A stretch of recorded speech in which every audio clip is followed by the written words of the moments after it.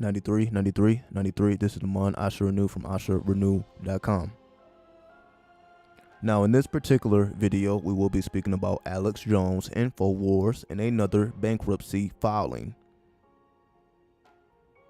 The parent company of Jones' controversial news site may be looking to limit a massive defamation payout. So, of course, for those who have been keeping up with Alex Jones, he had been completely deplatformed due to his comments on Sandy Hook, calling it a hoax. And ever since then, he had been, on the conspiracy theories for quite some time. He pretty much has made a career, on speaking about these things, breaking into, places he shouldn't be, so on and so forth. He's been in this world for quite some time. And, it's always been people that didn't like what he was doing. But it wasn't until the Sandy Hook massacre that it actually got real, because they started hitting his pockets to the point where you see that they're actually asking for $150 million in damages, which we see here. So ever since he called it a hoax, the families sued him, and they're basically suing him for $150 million in damages. And this has been going on for quite some time. As we see here, Jones made a number of statements implying that the 2012 Sandy Hook Elementary School shooting in Newtown, Connecticut was staged in order to bring about stricter gun control legislation. He is currently being sued by families of the 26 victims in two separate defamation cases, one in Connecticut and one in Texas, with the latter potentially costing him $150 million when the jury returns its verdict.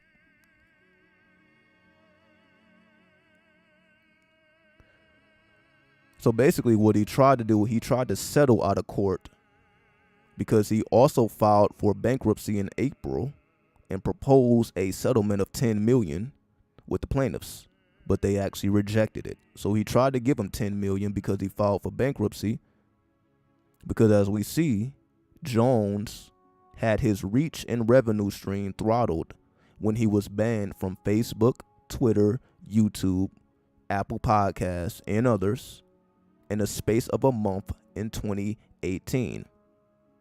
It also says Jones was the first major public figure to be deplatformed in this manner, a practice that has become more commonplace since and even affected former President Donald Trump in 2021. So basically what they're saying is Alex Jones was the first one to be completely deplatformed. And when that happened, of course, that hit his pockets, very, very heavy. He had been very successful, he was selling his own products. He was making a way for himself. And you see, I'm sure he had been sued before. Again, he had made a career of speaking about these things. But ever since the Sandy Hook massacre, now they was like, okay, that's a little bit too far. So they have not let up the gas on him ever since that occurred. And you see, it's got him to a point where he had to file bankruptcy. And again, he filed in April. And that was the company Prison Planet TV and the Infowars Health. And now the Free Speech System LLC, which is the parent company of Infowars, has filed bankruptcy. So that's basically what's going on now. So now the parent company has filed for bankruptcy, and he's doing this, to potentially preserve his wealth. I'm sure he is a very wealthy man. So he's doing this to preserve his wealth. So he was fine with paying out $10 million, but he's definitely not trying to pay $150 million, because that would cripple anybody. The average person don't have $150 million, even if a person is highly successful. You know what I mean? So all the celebrities, all the people that everybody looks up to, they don't even have 150 million just to dish out like that. So, your favorite rapper, your favorite celebrity, they don't just have 150 mil just laying around. That's why they have to be very strategic in what they speak about. And that's why a lot of celebrities don't speak out about certain things, because they know that it's going to come with consequences. He was just one of the ones, well, I guess the only one, willing to speak about it. And I'm sure it was other people, calling the Sandy Hook massacre a hoax, but I'm sure that they took that content down. Once they seen what was happening with him, they began to backtrack on that. So of course he was not the only one. He just had the biggest voice. And once the biggest voice began to get hit with all these lawsuits, then, the smaller voices began to, backtrack on those statements, because they didn't want the same thing to happen to them. Because again, he had been completely deplatformed. Like, if somebody is completely deplatformed, that means you have no reach to a new audience. All you have is an audience you have already built. So they're completely taking away his ability to even make a living for himself. Because how are you going to advertise? Except, in smaller platforms, like a BitChute, I guess like a Rumble. There has become more alternatives in recent months and years. But if we're talking about 2018, it wasn't really much of an option other than, the big platforms. So ever since this has been going on, again, then they hit Donald Trump. So these are two men who are not able to reach anybody. That's why Donald Trump made his own social network called Truth. So you see, Donald Trump had to literally create his own platform in order to speak.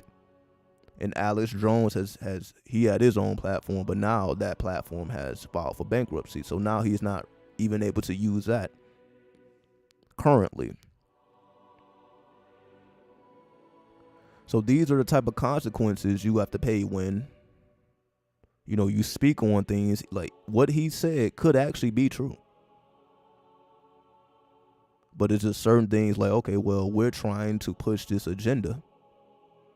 So even if it is true, because nobody truly knows what happened there unless you were there.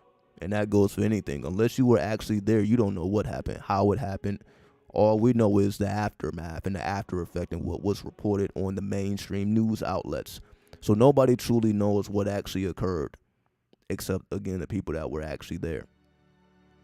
So even if he was telling the truth, it still does not matter. Like, they're not having it. They're going to take that down. And they're going to hit his pockets to the point where they're just trying to suck him dry, because they're like, yo, this is something that you were not supposed to speak on. And this just goes to show you, it's just certain things have to be kept out of the mainstream. So for example, if I wanted to speak about certain things, I would have to upload it on my website. Like, it's just certain things that I'm not even going to talk about on YouTube, because that just gives them a reason to fuck around with me. Even I got a copyright strike, for speaking about medical misinformation. I did a whole 3-hour live stream and they took it down for medical misinformation. And it's not that I said anything wrong. It just didn't go with the mainstream narrative. So anything that's going against the mainstream narrative, especially now with abortion, if you say anything that goes against the mainstream narrative, they're going to take it down. So even if what you're saying is actually true, even if you have evidence, they're still going to take it down because it doesn't fit the mainstream narrative.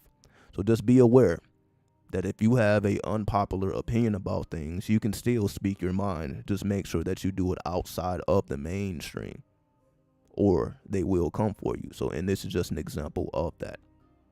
So I have a couple more videos I'm going to make after this. I appreciate everybody for tuning in and watching. 93.